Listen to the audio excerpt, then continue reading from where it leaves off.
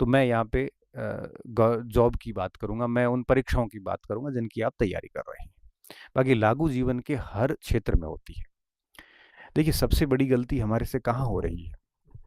पहली चीज़, हम जब भी कभी पढ़ते हैं, तो हम आधा-अधूरा पढ़ते हैं। हम पूरा पढ़ने की आदत नहीं है।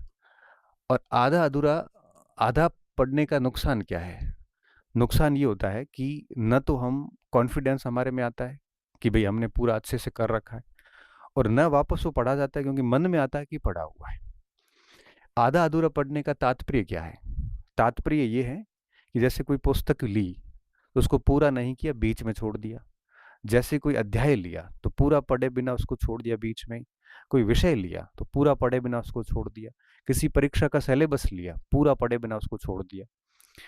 बीच में नहीं छोड़ना चाहिए। मुझे लगता है कि आधा अधूरा की बजाय हमेशा पूर्णता की नीति रखिए। आपने कोई पुस्तक उठाई है, तो लास्ट पेज तक जाइए आप। आपने कोई सिलेबस उठाया, लास्ट पेज तक जाइए आप।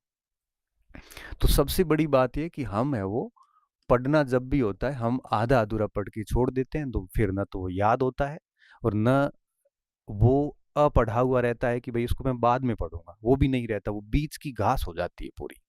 आज की विद्यार्थी की सबसे बड़ी समस्या ये है। दूसरी बात, वो सुनते भी आधा अधूरा ही है।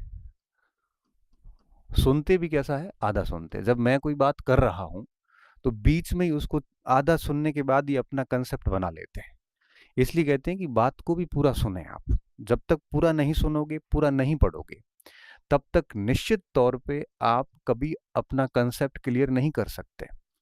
तो अगर आप किसी शिक्षक से पढ़ रहे हैं, या आप किसी मार्गदर्शक की बात को सुन रहे हैं, या घर वालों की बात को सुन रहे हैं, या शिक्षक की बात को सुन रहे हैं, तो सुने भी उसको पूरा और पढ़े भी पूरा। ये आम गलती है जो हम लोग करते हैं। इसलिए पहली चीज ये ध्यान रखिए कि जब भी कोई टॉपिक पढ़ो, किताब पढ़ो, सिलेबस पढ़ो, उसको बराबर तरीके से ये समझ के पढ़ो कि उसको पूरा करना है। अगर आप पूरा नहीं पढ़ते हैं, तो उसके बहुत ज्यादा लॉस आ जाते हैं। तीसरी कमी कहाँ आती है? हम पाठ्यक्रम का एक बहुत बड़ा हिस्सा छोड़ देते हैं। पाठ्यक्रम का हिस्सा छोड़ने का नुकसान क्या है? देखिए, जैसे फर्स्ट ग्रेड की कोई तैयारी कर रहा है, तो वो फिर गणित है, इंग्लिश है, विज्ञान है, कोई ये छोड़ देता है, कोई मैनेजमेंट छोड़ देता है। ऐसे करते करते 75 क्वेश्चंस में से 10, 15, 20 का हम छोड़ देते हैं। कोई ये कह के छोड़ता है कि मुझे आता नहीं। ठीक है, नहीं आता तो करना पड़ेगा, क्योंकि लेने तो कम ही है, आपको ही पता है। तो फिर उसमें से वो वही लेंगे जिनको ठीक ठाक आता है। कुछ ये कह के छोड़ देते कि ये तो मुझे आता है, मैं बाद में देख लूंगा। कोई यह कह के छोड़ता है कि इसको क्या देखना है, इसमें से सवाल नहीं आते। बहुत सारे बहाने बना के हम सिलेबस का एक सर्टेन हिस्सा छोड़ देते हैं, और 75-80% सिलेबस तैयार करते हैं। अब इसका परिणाम ये निकलता है कि 75-80 तैयार करते हैं, तो उसमें से याद कितना रहता है? याद रहता है 60%, क्योंकि जितना पढ़ते हैं उतना सारा याद तो होना नहीं है। अब याद इतना कि अब उसको एग्जीक्यूट करना है। एग्जीक्यूट करोगे तो वो 40% पे आ जाएगा। अब बाउंड्री लाइन पे आ गई सीधे सीधे। तो इससे बेहतर ये होता है, अगर 100% करते हैं तो 80 याद होता है, तो 60% स्कोर हो जाता है। हम लोग क्या करते हैं? पाठ्यक्रम का बड़ा हिस्सा छोड़ देते हैं, और ये सब करते हैं। ये एक दौर था 2020 तक चल जाता था, क्योंकि उस समय सब लोग छोड़ते थे। तो सब छोड़ते थे तो फर्क नहीं पड़ता। अब क्या है? अब ऐसे बच्चे आ गए हैं जो ब्राइट है एकदम। आईआईटीएंस भी एग्जाम्स में आने लग गए, डॉक्टर आने लग गए। अब वो गणित, इंग्लिश, विज्ञान, कला वर्ग कुछ भी नहीं छोड़ते। सिलेबस का अच्छा सा हिस्सा देख के जाते हैं, और जो चीजें वो देख के जाते हैं वो ढंग से देख के जाते हैं। तो इसलिए कहते हैं कि पाठ्यक्रम के हिस्से अगर अब आप छोड़ोगे किसी भी बहाने से, तो वो डेफिनेटली आपकी असफलता का कारण बनेगा। और मुझे ये लगता है कि पाठ्यक्रम का कोई भी हिस्सा परीक्षा से 1 महीने पहले तक रिवीजन किए हुए बिना रहना नहीं चाहिए। एक बार उसको ठीक से पूरा रिवीजन किसी ने कर लिया, तो निश्चित तौर पे कॉन्फिडेंस भी बिल्ड होता है, और एग्जाम हॉल में अच्छी एक्यूरेसी आ जाती है, गलतियां बहुत कम हो जाती हैं।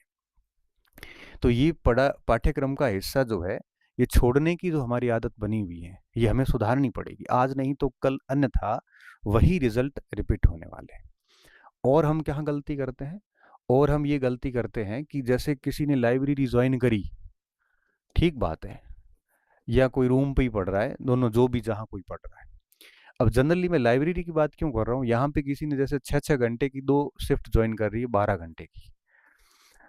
अब 12 घंटे की शिफ्ट ज्वाइन कर ली, 12 घंटे बैठा भली है, क्वालिटी ऑफ जो टाइम है स्टडी का उसका, वो 3-4 घंटे का है।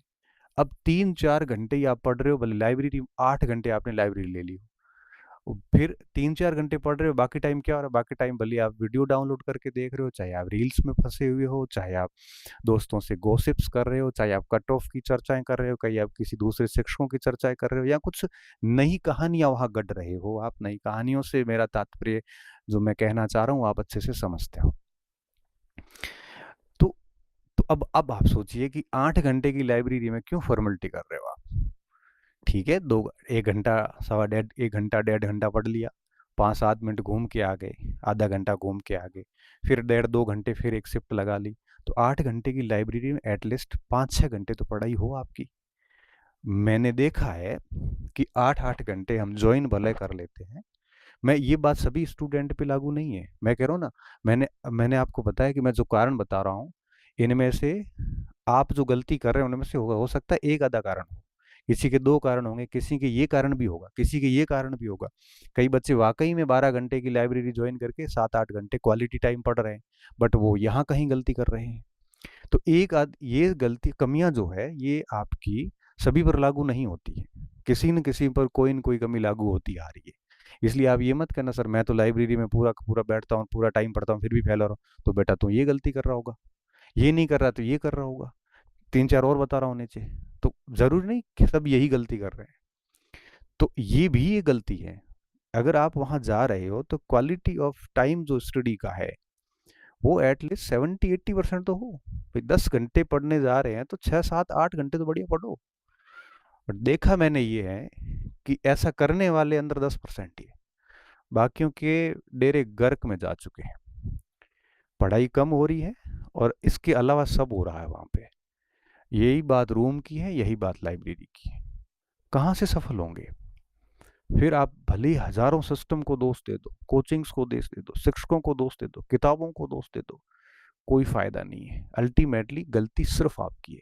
कोचिंग सही नहीं था तो छोड़ देते, दूसरी जगह जाते। किताब सही नहीं थी तो छोड़ देते, किसने मजबूर किया था। शिक्षक सही नहीं था, छोड़ देते, कोई बंधे हुए थोड़ी, एग्रीमेंट थोड़ी है आपके साथ। नोट्स ठीक नहीं थे, छोड़ देते, दूसरे अपना लेते। तो जब चीज सही नहीं लग रही है आपको तो छोड़ दो उसको, अपन बंधे हुए नहीं है किसी से भी। इसलिए इन चीजों का ध्यान रखें कि अगर आप लाइब्रेरी रूम वगैरह कहीं ज्वाइन किया हुआ है, तो पढ़ने का जो गुणवत्तापूर्ण समय है वो अधिक होना चाहिए। वो 10 घंटे की लाइब्रेरी में 2-3 घंटे नहीं होना चाहिए, एटलीस्ट 70% टाइम अच्छा पढ़ाई का निकलना चाहिए। और क्या गलती कर रहे हैं इसके अलावा, सामग्री, सामग्री के सामग्री की पूरी यूं कहिए कि दुकान लगा रखी है। एक एक पार्ट के लिए 5-5 4-4 किताबें लगा रखी है। आज मैंने बताई वो लेके आई, कल किसी और ने बताई वो भी लेके आ गए, कोई मतलब नहीं। मैं ये कहता हूँ कि हर पार्ट के लिए एक पुस्तक एक ही होनी चाहिए, भले वो गाइड हो, नोट्स हो, बुक्स हो, जो भी आपके पास हो, बस उसी को बार बार घुमाइए आप। ठीक है, किसी के पास नई सामग्री है तो सवाल सब में बराबर ही आते हैं, ले दे के लास्ट में सारे शिक्षक, सारी गाइड, सारे नोट्स, सारी कोचिंग 80-90% पे दावा करती हुई दिखेगी आपको। और दावा कोई हवा में तो करता नहीं, आए हुए होंगे डेफिनेटली। इसलिए मेरा ये आप सभी को सुझाव है कि आप लिमिटेड मटेरियल रखिए, उसी को बार बार पढ़िए। जितना ये फैलाओगे ना उतना उलझोगे आप। गाइडेंस देने वाले दे देते हैं कि 20 किताबें बता दी, किताबें बताना आसान है भाई साहब, उसको पढ़ना पड़ेगा। उसको पढ़ना ही नहीं, उसको याद भी करना पड़ेगा, उसको शॉर्ट भी करना पड़ेगा, ताकि आप एग्जाम से 15 दिन पहले अच्छे से रिवीजन कर सके। अब 15 किताबें लेके बैठे हो, 15 दिन में कैसे रिवीजन करोगे आप। तो लिमिटेड मटेरियल रखें आप, और उसी को बार बार पढ़े, होना है तो हो जाएगा उसमें। तो सामग्री आपके पास में की दुकान पूरी नहीं होनी चाहिए, बड़ी लिमिटेड सामग्री होनी चाहिए। और क्या गलती कर रहे हैं हम, और सबसे बड़ी जो गलती कर रहे हैं, वो परीक्षा से 15 दिन पहले, परीक्षा से 15 दिवस या 20 दिवस पहले ये ऐसा टाइम होता है जो प्रॉपर रिवीजन का टाइम होता है, जब आपको जो कुछ अपनी तैयारी में आपने पढ़ा था उसको पूरा वापस पढ़ने का टाइम होता है। और इस समय हम क्या कर रहे होते हैं, इस समय कोई बच्चा नए टॉपिक लेके आ रहा है, कईयों ने पूरी तैयारी में कहा था लास्ट में देखूंगा, लास्ट में देखूंगा, अब लास्ट में इतना छोड़ दिया है कि लास्ट में 15 दिन में वो टॉपिक देखें रिवीजन करें, उलझ जाता है। कुछ बच्चे वो लास्ट में छोड़े वाले वो टॉपिक देखने लगते हैं, कुछ स्टूडेंट चले जाते हैं यूट्यूब के ऊपर चढ़ जाते हैं मैराथन देखने के लिए।